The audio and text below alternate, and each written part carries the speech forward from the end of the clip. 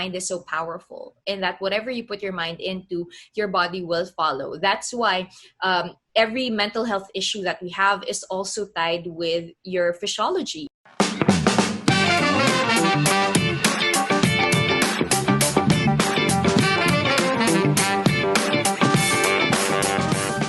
What's up, you guys, and welcome to Adulting with Joyce Pring, the how-tos of your 20s told by a 20-something-year-old traversing through adult life expectantly and with gusto. Don't forget to check out joycepring.com for the show notes and use the hashtag Adulting with Joyce Pring for all your comments, suggestions, and hopefully non-violent reactions.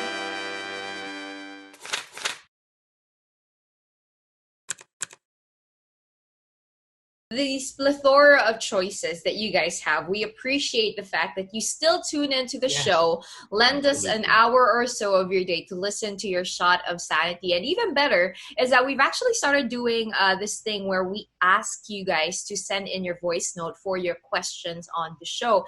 And a couple of people already have sent them in. Today we decided that since we've got a couple of questions lined up, we'll start doing them again here, maybe on the daily if we get filled it up. And so we've got a great question for today, right, Parts? Yes, and today it comes from Dan. So Dan, what is your question?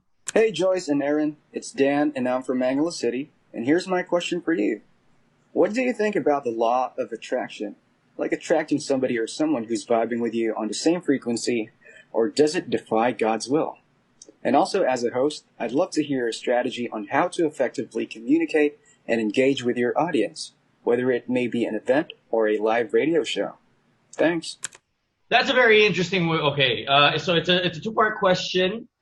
One is a little bit more personal, and the other one is professional, and I like that because we do like to touch on both of those topics here on the show. So first off, my main question to you, Joyce, is what does he mean when if law of attraction defies God's will? Is that something? Because I've never heard of that. I have no idea what it means. No, okay. So let's first define what the law of attraction is. Okay. Right? So as for the those scholarly people, one here, explain it. Yes. So for those people who aren't familiar with the law of attraction, it's basically the belief that the universe creates and provides for you that which your thoughts are focused on. So I think this got very popular because of this, I'd say, documentary or propaganda movie called The Secret. It's called The Secret. Hear me out, okay? So this is the background. It's a movie called The Secret, and I remember I was maybe like 16 or 17 when I watched this. I was studying in UP, and I had been so inclined with sociology and psychology already. And basically, The Secret is a movie that tells you and gives you the secret of life. So parang sinasabi nila dito na we've uncovered the secret of life, how you can be successful and financially stable, rich, and attain whatever you want in the universe, and this is the secret. And basically the secret is law of attraction. So for example, you want the house, you start pasting that house in front of you. You create vision boards. You put like a $1 bill, or you write a check that's written $10 million entitled to your name, and one day it'll come true. And that basically is, I think, for me, my understanding of law of attraction, wherein you just focus on wanting what you want, and the universe, quote unquote, will give it to you. Okay. Does that make sense? Yes, it really does. That? Yeah. So I'm very familiar with this concept because when I watched that, I was actually going through my first college breakup. Ooh. And this guy dumped me. Oh. So that dude is feeling pretty stupid right now. He dumped me. I don't remember what it was, but it was just some petty college problem, whatever thing that we had. And we were I was watching The Secret, and I was crying, and I was like, the secret this. He is gonna message me. He's gonna ask me back. He's gonna crawl back to me, telling me that he made a huge mistake, and he's gonna realize how big of an idiot he is. The secret. As in, sa mga 3 linggo ko itong ginagawa, after 3 weeks, sabi ko, lang yan, di pa rin nagte-text Ni ata gumagana yung secret. So, there, I hope that answers your question, Dan. Yun lang yun. It Because doesn't I work. tried it and the guy didn't text me. Oh, God. Okay. 2 parts. Okay. Ikaw ba, Parts? Do you believe in this? Do you believe, now that I've explained to you what the law of attraction is, I want to hear, do you believe in this, or has there ever been an instance in your life where you feel like you probably didn't know that it was called law of attraction or quote unquote the secret, but the thing that you were visualizing came into your life? Yes. Okay. So the way that I have always seen the law of attraction is I never saw it as looking at something specific. So, for instance, he was even asking if you were on the same wavelength as someone, and then that's when you guys get together and all that. I always looked at it as, like, for instance, if I wanted to be with someone and I was willing that, you will it into the world. But that's what they say. Mm-hmm. You will it to be. I would always say that instead of it being, I want to end up with that person, my law of attraction would be, I want to end up with someone that I deserve. Instead of it being specific towards, like, for instance, I need to be with girl A. And if I end up with girl B, does that make it any less of what I was willing? It shouldn't be. Mm-hmm. So it should be, Yeah. I want to be with somebody that will treat me right.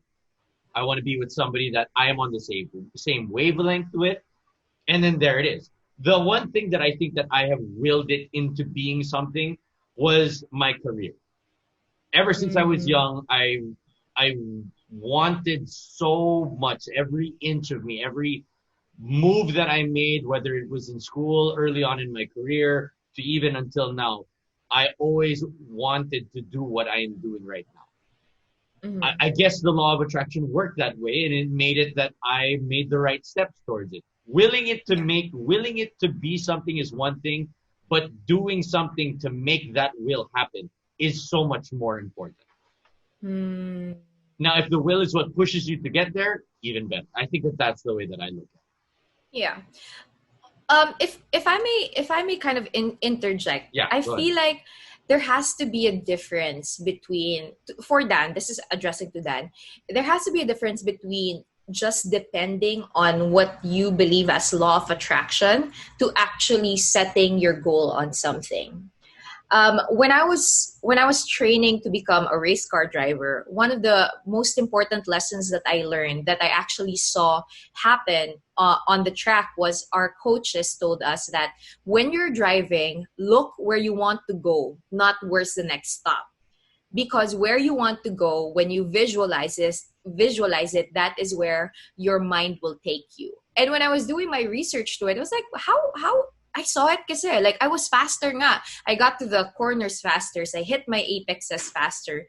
And the science behind it is where your eyes go and where your vision goes, your whole body follows. That's how powerful the mind is. And so I feel like to that extent, law of attraction works, because if you put your mind into something, whether that's, they say that a majority of people who schedule, who put on goals, who actually write down their itineraries for the day, are more likely to achieve those itineraries and those goals.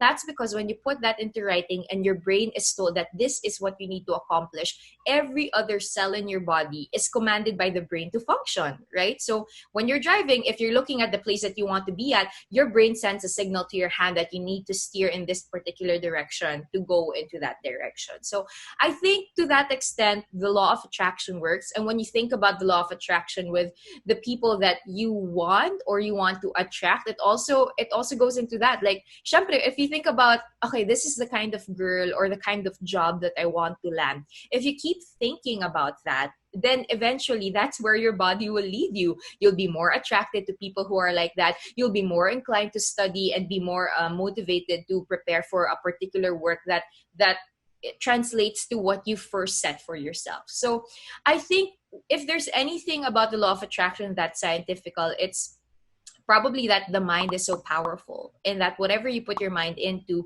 your body will follow. That's why every mental health issue that we have is also tied with your physiology. If you don't eat the right way, if you don't have the proper circadian rhythm, all of these other things, it affects your mental health, and vice versa. Right, Parts? I agree. And to take it even further, I think the law of attraction works if it is not the only step, but the first step. Ah, ganda. Diba? Oh, diba? Ganda. Diba? The law of attraction it's kind of like writing down your goals. You know what I mean? Remember, I used to have a notebook, well, I still do right now, where I write down my goals.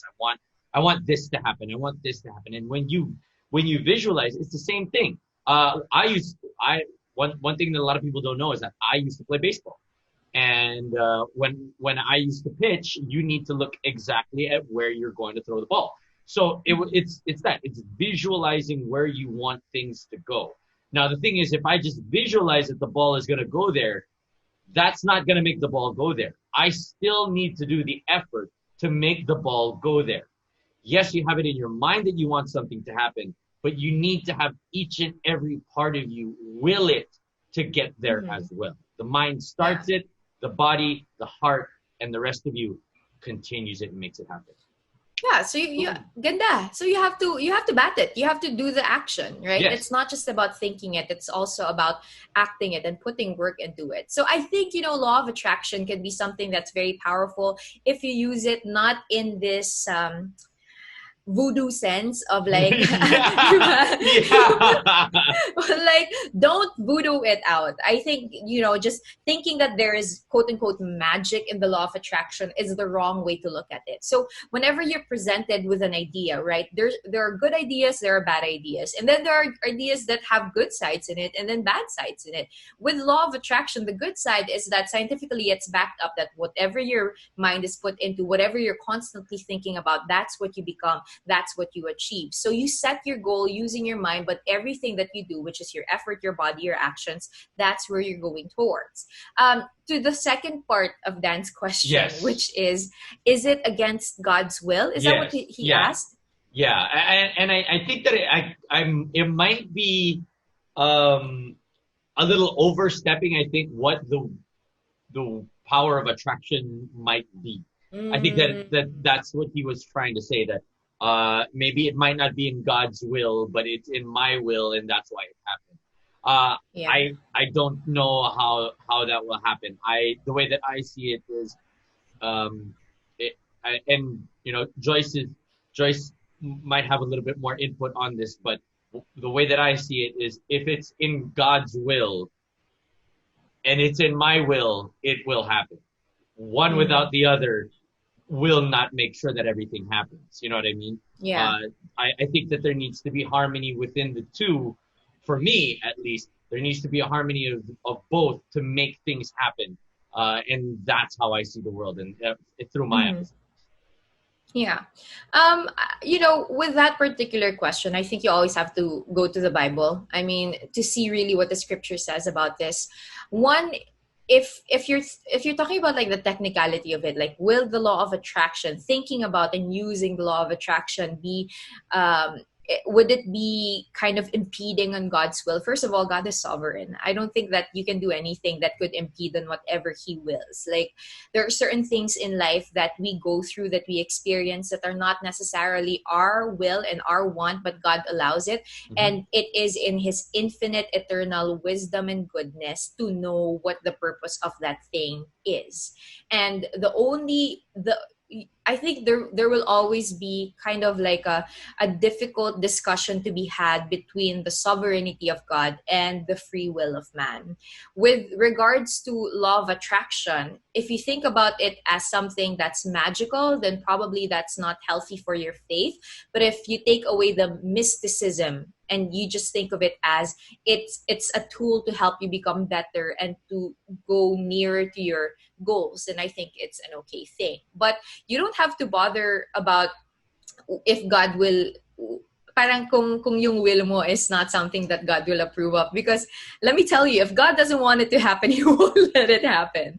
And I think that can be heartbreaking for a lot of people, but it can also be such good news, right? Because there are many times in my life, like that boyfriend that I had in college, where my will was to be back with that guy. My will was to be forever with that guy.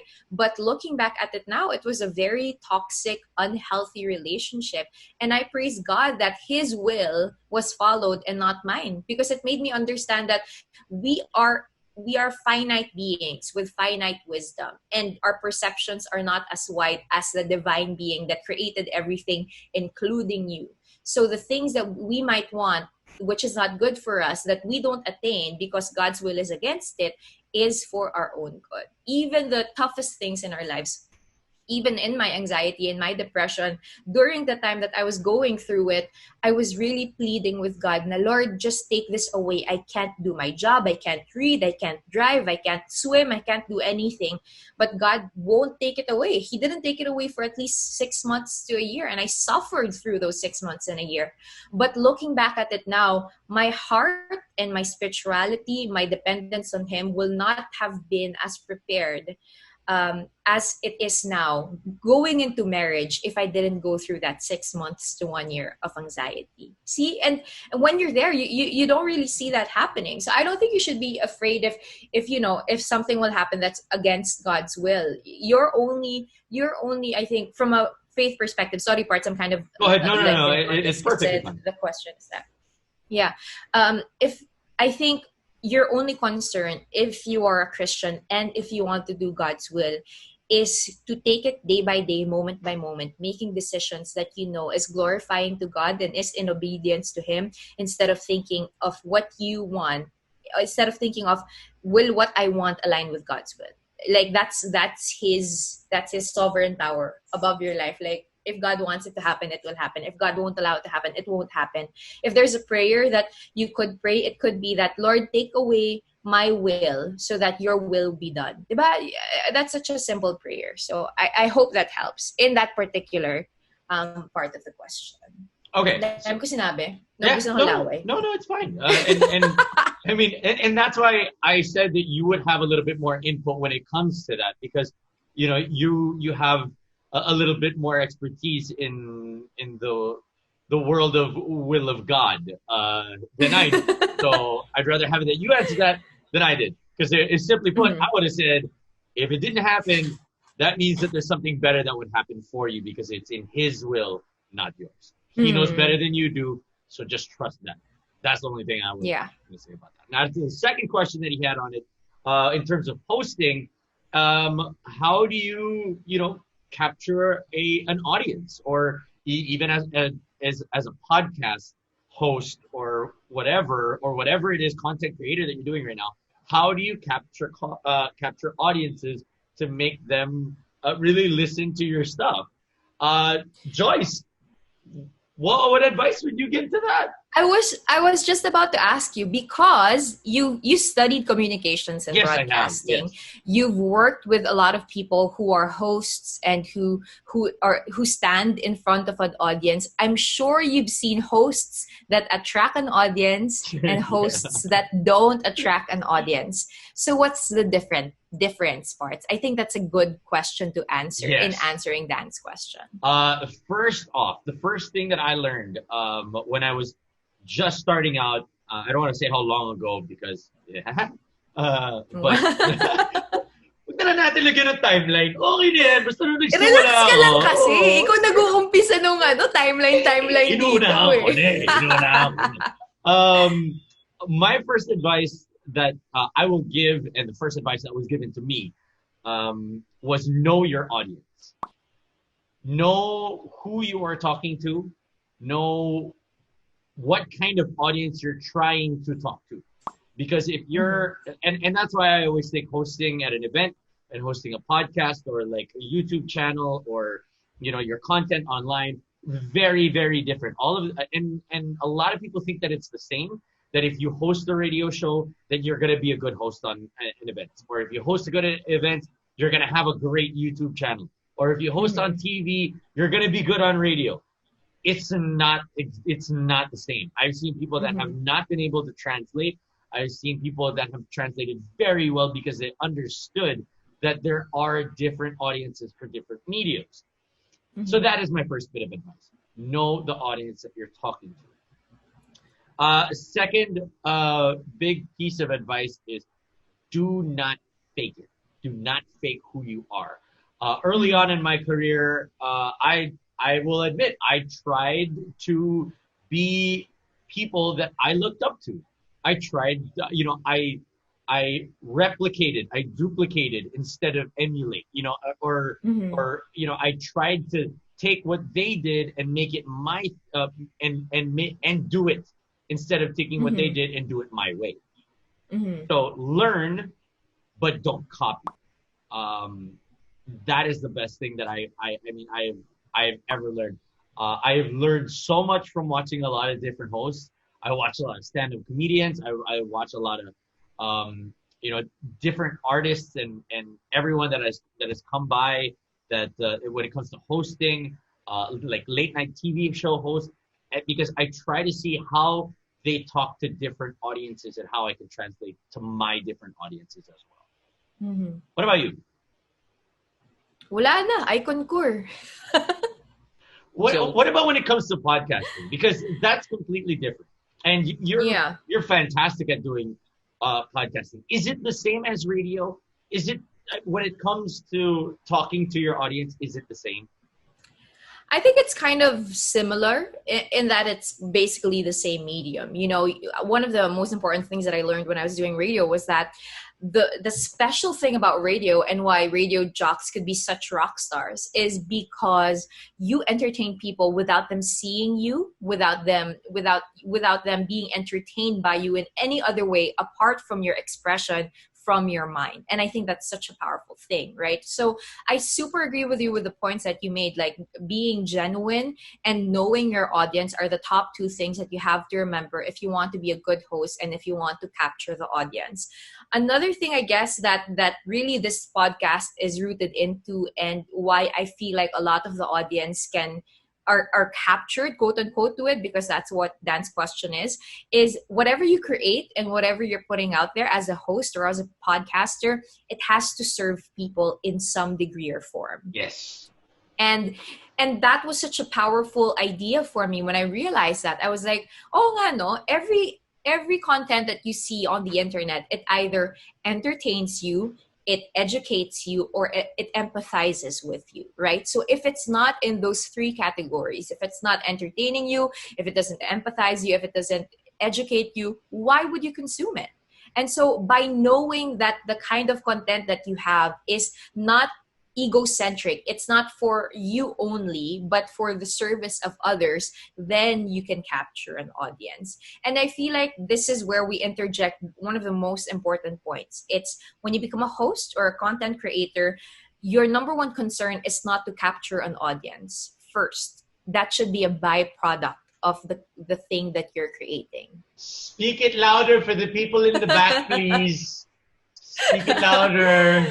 But it's true. It's basically the old tale of don't do it for clout or for fame. Yes. Do it because it's something substantial. And at the end of the day, even if that audience that you've captured is just 5 people, you have to remember that those 5 people are 5 people with souls, with backgrounds, with histories, with lives, with families, and people that they love, whose life matters, and you're capturing their thought processes. You're giving them something that they will ponder on. You're being a part of their lives, and that's something very important. So I'd much rather have you an audience that you capture with substantial content than mass following without really giving them anything apart from 30 seconds of you looking great. I mean obviously yes, you can do that, pero in the long term, if you want to really capture an audience, you have to constantly evolve, right? Like, yes.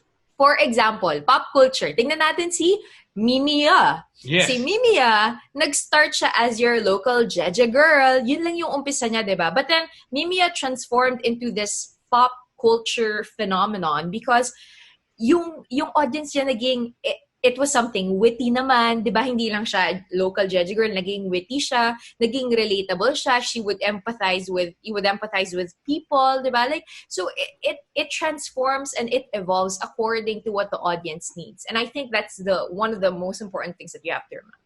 Yeah. And one more piece of advice is know the space in your medium. So, for instance, just to piggyback off of what Joyce was saying a while ago, if and that's the beauty of radio and audio podcasting. It's just your voice. So, and it's just audio. So explore everything that you can do in that space.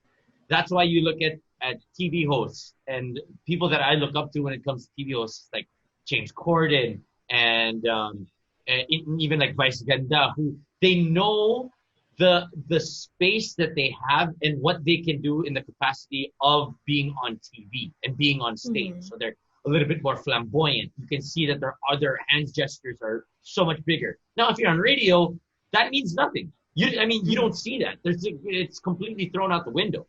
So that's why there are people that can translate and do different things because they know and they understand the space of the medium that they're in. Now, if you're on a host and you're on stage, explore the stage, go into the crowd, be able to connect by using as much space in your medium as possible. And that was the one thing that I slowly learned from watching different hosts. And it's funny because when I started out, the first thing that I did when I would see hosts is I would listen to them.